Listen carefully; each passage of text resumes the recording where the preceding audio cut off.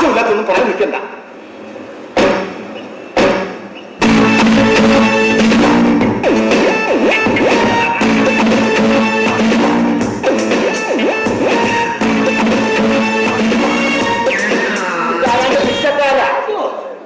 അരി സ്വീകരിക്കോ അതേ കാശ സ്വീകരിക്കത്തോളോ? അയ്യോ ചേട്ടാ, ഞാനാ ചേട്ടാ, കുശനാ ചേട്ടാ. ഇതാരാ വന്നിരിക്കുന്നു നോക്കി ചേട്ടാ. ഓർമ്മ ചേട്ടത്തിയാണ് ചേട്ടാ.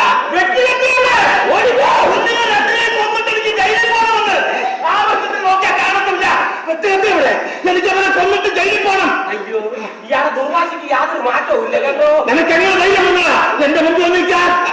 അത് പിന്നെ കായികമായി നമുക്ക് പറഞ്ഞു തീർക്കാം, ചർച്ച ചെയ്ത് പരിഹരിക്കാം. എന്നോട് ചർച്ചയ്ക്ക് ഒരു കോപ്പലും കാണില്ല. ഇപ്പൊ എന്ത് ഗോഷ്ടി കാണിക്കുവാണ്? നാട്ടുകാരെ കൊണ്ട് പറയിപ്പിക്കാൻ അടക്കി ഒരിക്കൽ ഇവിടെ ഞാൻ ഇരിക്കാൻ നോക്കും. ചേട്ടാ, ഒന്നും രണ്ടും ലോകമഹായുദ്ധങ്ങൾ ഇവിടെ പറഞ്ഞു തീർത്തിരിക്കുന്നു. പിന്നാണോ ഇതുവരെ നിസാര കാര്യം. ഈ വട്ടമേജ സമ്മേളനം എന്ന് ഇയാള് കേട്ടിട്ടുണ്ടോ? എന്റെ ഒരു അനുമാനം ചേട്ടാ. ഇപ്പൊ എനിക്കവരെ കൊല്ലണവർക്ക് ഈ നിസാര കാര്യത്തിലോ നിസാര കാര്യമാണത്. ചേട്ടാ, അമേരിക്ക ഹിരോഷിമയിൽ അനുഭവപ്പെട്ടു എന്ന് കരുതി ഒബാമ കൊച്ചേട്ടനെ കാണുമ്പോ ജപ്പാൻ പ്രസിഡന്റ് കത്താൻ എടുക്കുവോ കൊല്ലാനെ കൊണ്ട്? ഇത് അതിലും വലിയ കാര്യങ്ങളൊന്നും അല്ലല്ലോ. ഇത് തെറ്റിദ്ധാരണ. ദൈവത്തിന് നടക്കാത്ത പണിയാണ് ഈ കുടുംബത്തോട് കാണിച്ചത്. ചൂര്യത്തിന് അടിച്ചിറക്കിയാ വേണ്ടത്.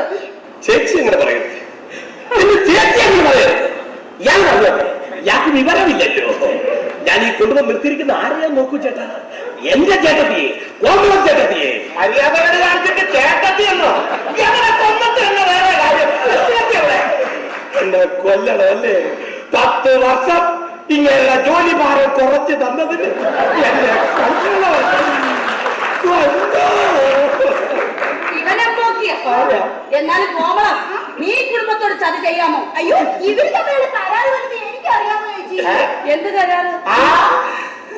ആദ്യ രാത്രിയിൽ എന്നെ ഉറക്കി കിടത്തിട്ട് അവന്റെ കൂടെ ഒളിച്ചോടി പോകുന്ന കരാറുണ്ടാകുന്നോടി. കരാറ് കുശനെ ചോദിക്കണം. എന്തോ കുശന അനിയനോ? 10 കൊല്ലം അവന്റെ കൂടെ കഴിച്ചിട്ട് ഇപ്പൊ ഇവിടെ വന്ന് കുശന അനിയനോ? എനിക്കവരെ കൊല്ലണമുണ്ട്. എന്ത് വേണം പറഞ്ഞു, പക്ഷെ സംശയിക്കരുത്. ഇന്ന് വെളുപ്പിന് 3 മണിക്ക് കുശനെ എന്നെ തട്ടി ഉണർത്തിയിട്ട് പറഞ്ഞു ചേട്ടനൊരു പണി കൊടുക്കണമെന്ന്. പറഞ്ഞു ഞാൻ പറഞ്ഞു എന്ത് ദ്രോഹമാണ് അദ്ദേഹത്തിനോട് ചെയ്തത്?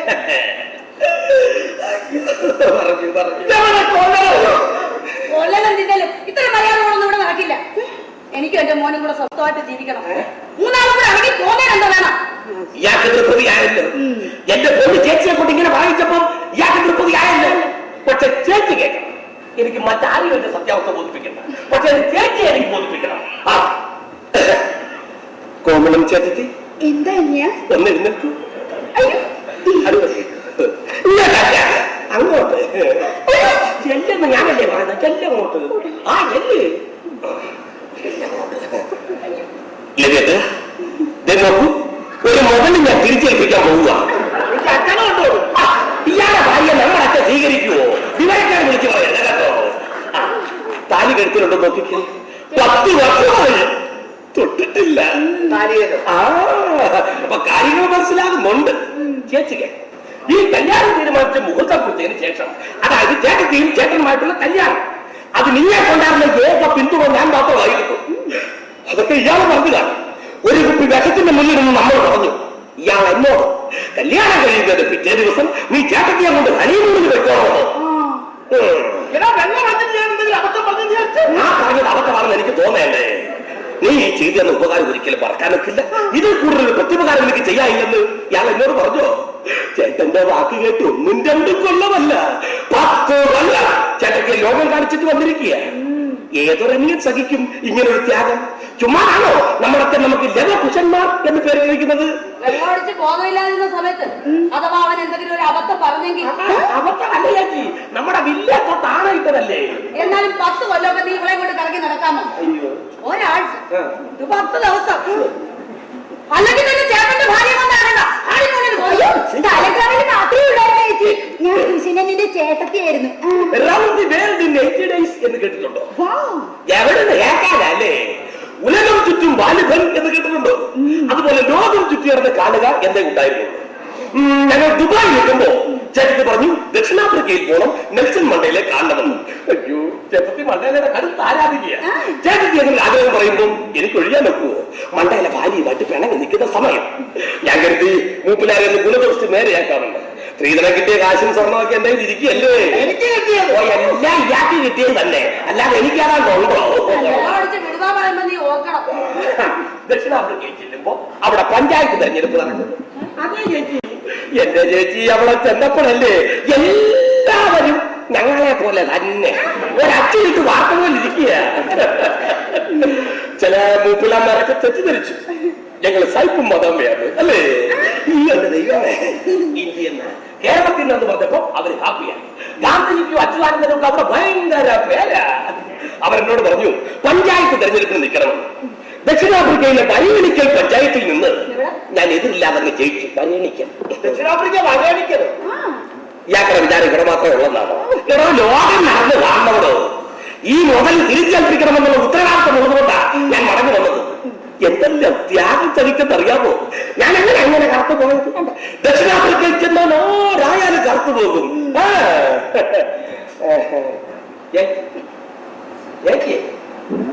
ഈ മൊബൈൽ തിരിച്ചെടുത്തിട്ട് കൈപ്പറ്റി രസീത് തരാൻ പറഞ്ഞു. നിങ്ങൾ രണ്ടിന്റെയും കാര്യത്തിൽ എനിക്ക് ഒരു താല്പര്യമില്ല. നിങ്ങളായി നിങ്ങളുടെ പാടാൻ കണ്ടോ, ചേച്ചിയുടെ പഴയ വിരോധം ഇതുവരെയായിട്ട് തീർന്നിട്ടില്ല.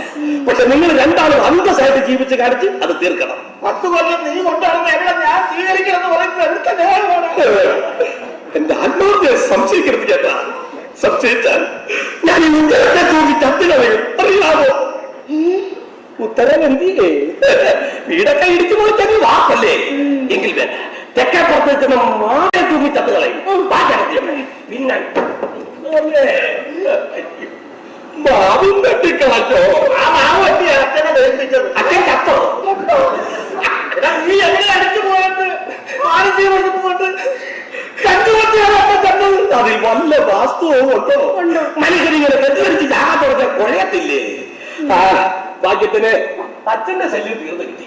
അതുകൊണ്ട് ചേട്ടനോ ബില്ലടിച്ചാൻ പോയിട്ടൊക്കെ പോകാറുണ്ടോ? നീ എന്നോട് ഈ ചതി ചെയ്തത് നീ എങ്ങനെ പോകും? അയ്യോ, അതിന് ഞാൻ ചേട്ടന്റെ ബില്ലും കൊണ്ടല്ലല്ലോ പോയത്, ചേട്ടത്തിയെ കൊണ്ടല്ലേ. കൊള്ളാം, കൊള്ളാം ചേട്ടത്തി. ദക്ഷിണ വെറ്റിലെടുക്കും, അടങ്ങ ഞാനെടുക്കാം.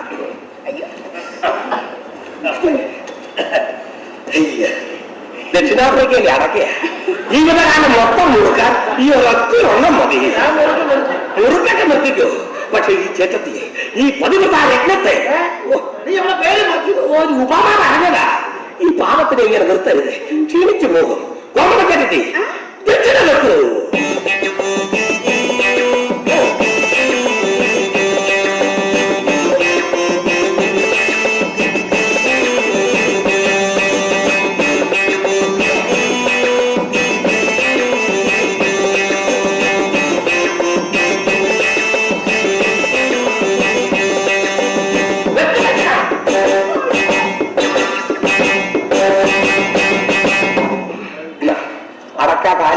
കാലൊടിയാതെ നോക്കണം കേട്ടോ.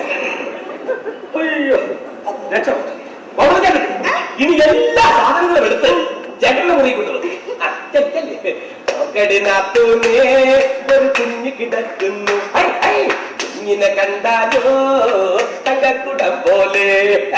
ഞാൻ ഒരു കാര്യം തീരുമാനിച്ചു, ഇനി ചേട്ടൻ വെള്ളമടിച്ച് എന്ത് പറഞ്ഞാലും ഞാനത് കാര്യമായിട്ടെടുക്കില്ല. സന്തോഷമല്ലോ? അല്ലടാ, ഞാൻ അന്ന് രാത്രിയിൽ അങ്ങനെയൊക്കെ പറഞ്ഞെന്ന് നീ പറയുന്നതിൽ വല്ല വാസ്തവം അല്ലേ ഉള്ളൂ. ഞാൻ നിരപരാധിയല്ലേ? എന്തൊരാശ്വാസം. ഇന്ത്യക്ക് സ്വാതന്ത്ര്യം കിട്ടിയതുപോലെ 10 വർഷത്തിന് ശേഷം ഒരു മുതൽ തിരിച്ചേൽപ്പിച്ചതിന്റെ സന്തോഷം. ഇനി കുടുംബത്തിന്റെ പേര് ദോഷമൊക്കെ മാറ്റി അന്തസ്സായിട്ട് ജീവിക്കണം ഇയാള് കേട്ടോ. ഞങ്ങൾ അതിന് വലിയ ചെറുക്കനായി പോയല്ലോടാ മക്കളെ. കൊച്ചിലെ ഞാൻ പുരുഷന്റെ കടയെ കൊണ്ടുവന്നിട്ട് ചായ പോട്ടാക്കെ മേടിച്ചു തരുമായിരുന്നു. ഓർമ്മയുണ്ടോ മക്കൾക്ക്? കുഞ്ഞമ്മാവനെ മറക്കാൻ വെക്കും. എനിക്ക് വല്യമ്മാവന് എപ്പം മുമ്പ് വരെ കുശലമാണ്ടാവന്റെ കാര്യം പറഞ്ഞതേ ഉള്ളൂ. ആ കാര്യം ഇങ്ങനെയൊക്കെ ആണെങ്കിലും ഇങ്ങനെ സ്നേഹമുള്ളവരാണ്. എന്നെ മറക്കാനൊക്കെയല്ല, അത്രയ്ക്ക് ഉപകാരമല്ലേ ഞാൻ ചെയ്തു കൊടുത്തത്. അതൊക്കെ പോട്ടെ. ലവേട്ടൻ എന്നെ പറ്റി എന്താ മക്കളെ പറഞ്ഞത്? കുഞ്ഞമ്മാവനെ പോലെ തന്തയില്ലാത്തവർക്ക് ഇനി ഭൂമിയിൽ ജനിക്കണം പറയുകട. ആരായാലും പറഞ്ഞു പോകും. സ്വന്തം ചേട്ടത്തിയെ 10 വർഷം ലോകം കാണിച്ചിട്ട് വന്ന അടിക്കനോട് സഹോദര സ്നേഹം കൊണ്ട് പറഞ്ഞു പോകും. അതുകൊണ്ട് മക്കളിപ്പോ എന്ത് ചെയ്യാണ്? നാഷണലൈസ്ഡ് ബാങ്കിന്റെ ഓഫീസർ ആണോ? വേണ്ടായിരുന്നു കേട്ടോ. ഇന്ന് തന്നെ ഇങ്ങനെ ഒരു കുറിച്ച് തിരിച്ചു വരുമെന്ന് ഒരിക്കലും പ്രതീക്ഷിക്കാൻ പിള്ളേരുടെയൊക്കെ അഭിപ്രായം മാറി തുടങ്ങി. യവന്റെ ജീവിതത്തിലെ ഒരു നിർണായകമായ ദിവസം. അതുകൊണ്ടല്ലേ ഞാൻ വന്നത്. യവൻ കല്യാണം കഴിക്കാൻ പോകുന്ന പെണ്ണ് ഇന്ന് ഇങ്ങോട്ട് വരുന്നു. നമ്മളെയും ചേച്ചിയൊക്കെ കാണാൻ. ഇപ്പൊ അങ്ങനെയാണോ രീതി? അവൾ എന്റെ ചുറ്റുപാടും സാഹചര്യമൊക്കെ നേരിട്ട് കണ്ട് ബോധ്യപ്പെടുന്നതിനെന്താ? പിന്നെ ആ പെങ്കൊച്ച് വരുമ്പോ നീ ആവശ്യമില്ലാത്തൊന്നും പറയാൻ നിൽക്കരുത്. ചേട്ടനെ സഹായിച്ചതുൾപ്പെടെ ഒന്നും വേണ്ട. വേണ്ടെങ്കിൽ വേണ്ട. ഞാനായിട്ട് ആരോട് പറയും?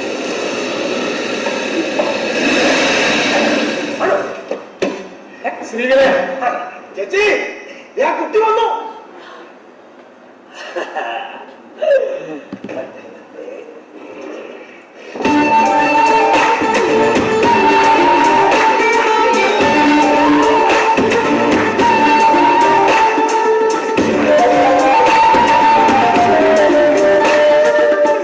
ചെറുക്കൻ പാടുപെടും.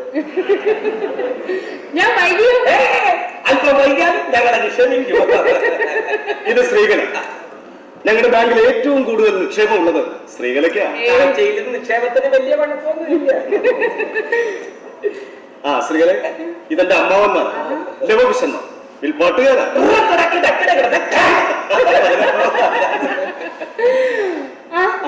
അമ്മ ഇവിടെ